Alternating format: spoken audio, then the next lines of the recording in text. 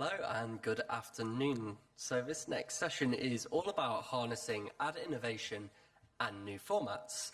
We're going to be exploring which innovations are going to have the greatest impact in TV's quest to be a full funnel media powerhouse. We're also going to explore non-interruptive formats like split screen, video squeeze, pause ads, TV guide ads and more, and whether they're going to be solving any problems in the near future or maybe even creating some new problems.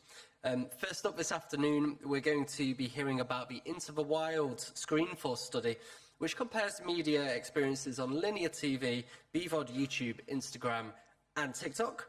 They'll be sharing some new data on how to evaluate the quality of the different media channels and platforms. So please put your hands together for Gareth Tuck, Chief Strategy Officer and Partner of iSquare, and Stefan Schönherr, Executive Vice President of Brand and Media Experience and a partner at iSquare. Please put your hands together for them. Thank you. Hi there. Today we're going to talk to you about an Into the Wild project. How does advertising work in the real world?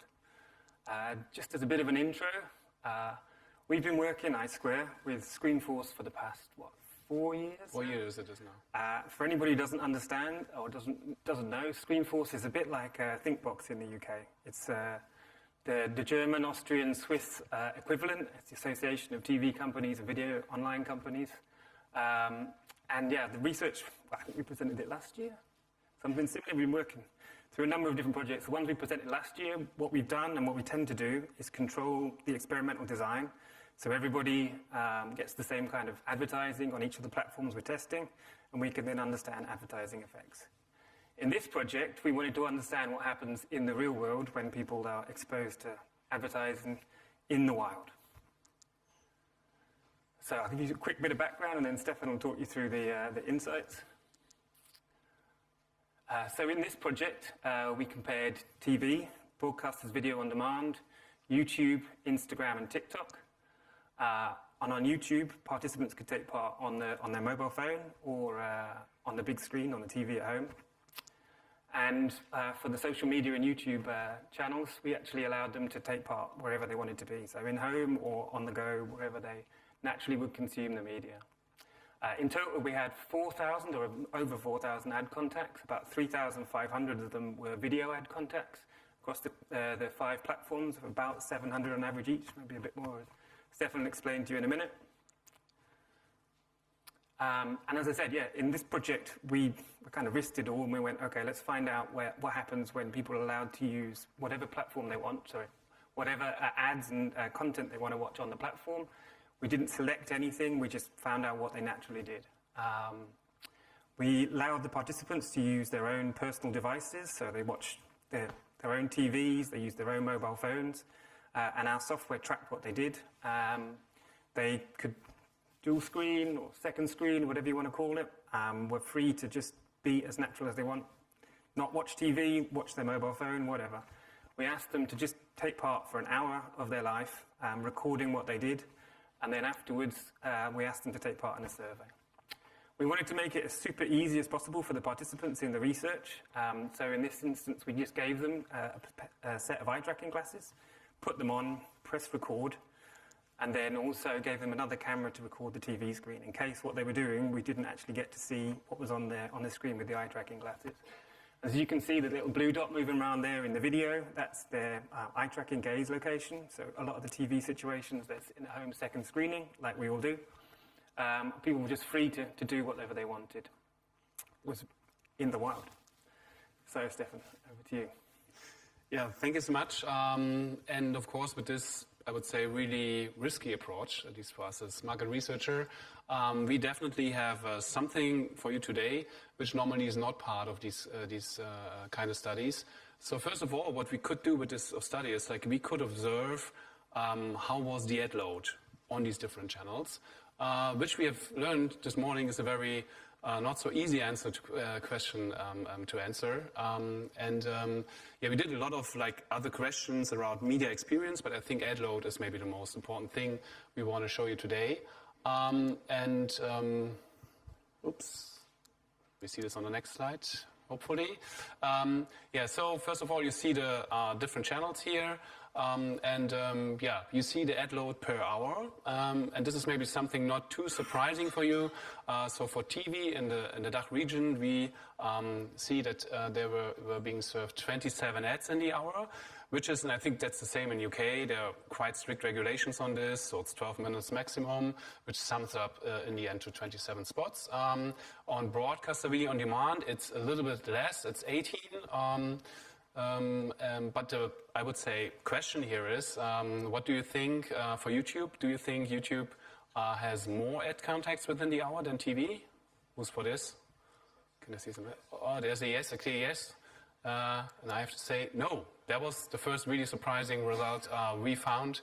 So we only did observe 24 different ads in the hour for YouTube. Of course, there's a really big range and diversity between the different users. So there might be users that see much more ads, but 24 was the average here. Same guess for Instagram. Who thinks will be more than TV? Higher. And you're right, in this case, it's 44. So Instagram really is a huge amount of ads you've been served within the hour. We really have seen a lot of people getting more than 100 ads within the hour. So this is really a crazy amount of ads you've been served there, and which might be also a problem if we come to effectiveness later on. For TikTok, we were quite neutral on this. It's 24, so it's basically the same we see on YouTube. So I haven't seen these numbers before. Maybe some of you have, but I think this is the first really interesting results. To be fair in the study, what we wanted to compare here is only video ads. So from now on, we will be only talking about video ads because we know Instagram, for instance, is also a very famous platform for static ads, especially in the feed. You see a lot of static ads. What we were really surprised about was that we also see a lot of static ads on YouTube, especially on mobile. You see a lot of static ads. And just to let you know, we excluded them from the further analysis just to make sure we have a fair comparison and talk about video ads here in this situation. All right, so knowing this, we will show you a first result. And maybe I would say one of the most important results for advertisers in the end. We are talking about, and as this was a very free design, the only thing we could do afterwards, we're asking for free ad recall. So what kind of ads did you see in the last hour of media consumption? And then we could obviously compare it with what was actually on the screen, and then calculate a share of correct recalled ads. So that's what you see here, and I would say it's a really important number. So that's the chance in the end to make it into the memory of the customer and user outside there. And starting with TV, you see it's 13%. So 13% of the TV ads that has been served in the study were correctly remembered after 1 hour of media consumption. To point this out again, we're talking about free ad recall. So this number is quite okay. This number goes up for broadcaster video on demand, so 20%. Goes then down again for YouTube. We will see there are several reasons for this. And you see on the right side on the screen, this is somehow problematic. 3% for TikTok and only 1% for Instagram. But this is maybe something you could anticipate here, but you see it again on this slide. Maybe one thing, you could maybe think that ad load is an important thing here. So the more ads you've been served within the hour, the chance, the less chance you have to remember it. But you see, again, this is not the case here because this is not reflected in these numbers. So there must be something else. And as Gareth already said, we did a lot of measurements around this, and I think the most important one here is attention and perception as an explanation. And let's have a look into it. Before we look into real eye tracking data, first of all, we have a look onto this data, which is called play duration of the different ads here. And you see, I would say nothing really surprising here for BVOD. It's around 23%, 23 seconds of play duration.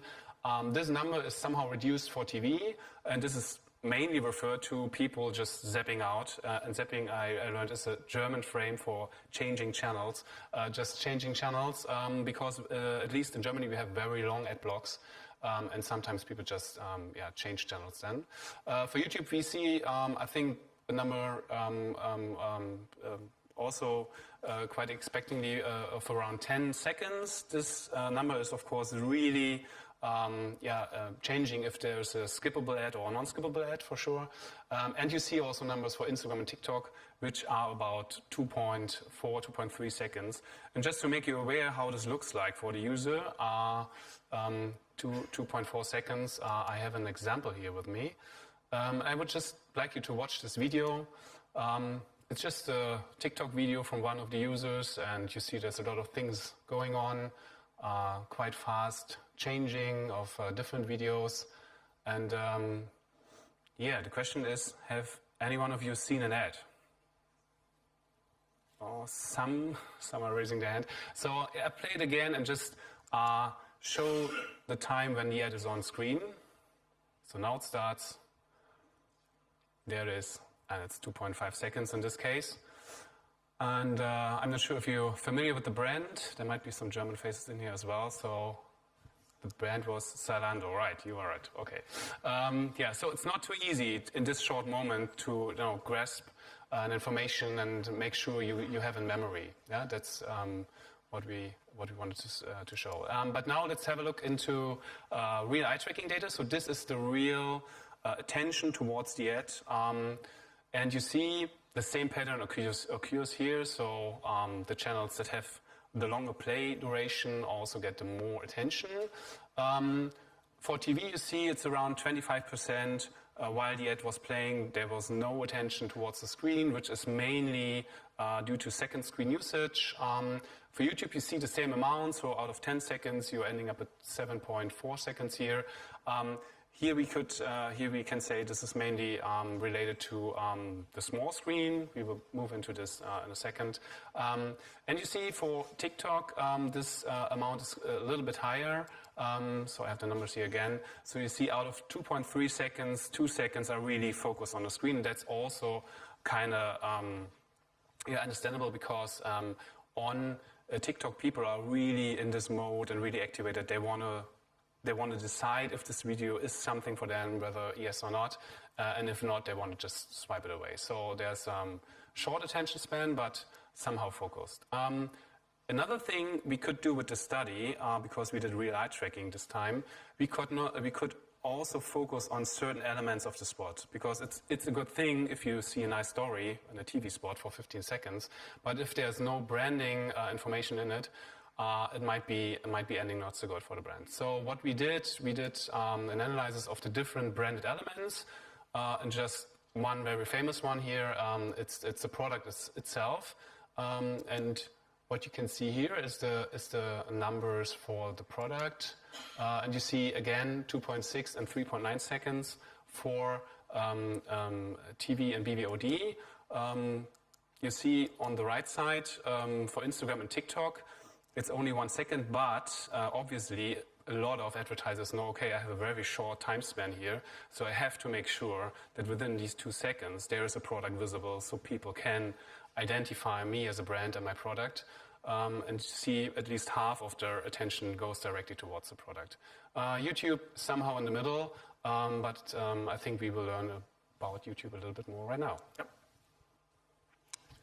So yeah, I'll give you a quick bit of an insight into what happens on YouTube in comparison to BVOD. So we did see quite a big difference between the attention to advertising on YouTube on the big TV compared to the small device. And when you look at the size of how ads generally appear on each of the 2 devices, it's not that surprising.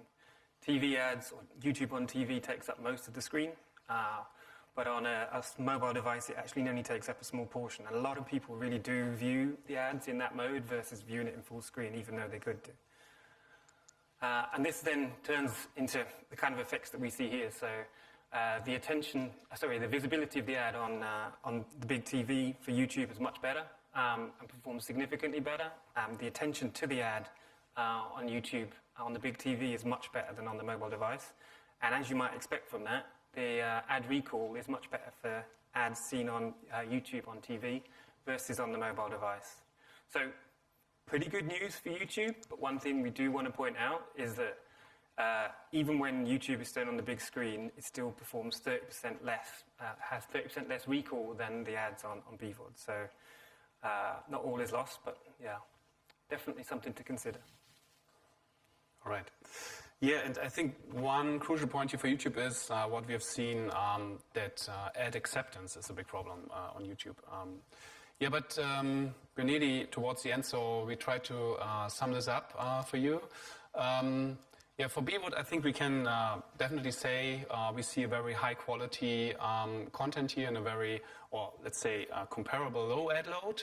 And with this big attention span, you have seen very short ad breaks and very engaged audience. You see a very strong free ad recall here at 20%. TV, although you see a quite high ad load here, you still have a professional content. There's a very high advertising acceptance. People told us that they're really open in the situation, so they're not really know what they will watch, and they're also open for new things. And this includes obviously also advertising. We see still the second highest ad effectiveness here on this channel. For YouTube, as said, something in the middle here, in the midfield, so between the BVOD and TV platform and the social media. You see, although it has a very low, at least video ad load, there is, as said, this is in the midfield, and it's really important to differ between the big screen and the small screen, as you've seen here. And you see for TikTok, interesting platform. It's obviously better than Instagram, hasn't that big ad load. People are even more focused here. And for Instagram, you've seen incredibly high amount of ads, and that's why, and together with the short attention, you see the lowest recall rates here. Really a problem for Instagram in this situation. The point we want to make is it's to understand media consumption behavior and media experience. It is not the one thing here, so it's a different thing. It's like a combination of ad load, of attention, of content quality, engagement, and combination of all these different variables. And I think that's it for today. We hope we could support you with the discussion on the quality of the different media channels with the study, and say thank you.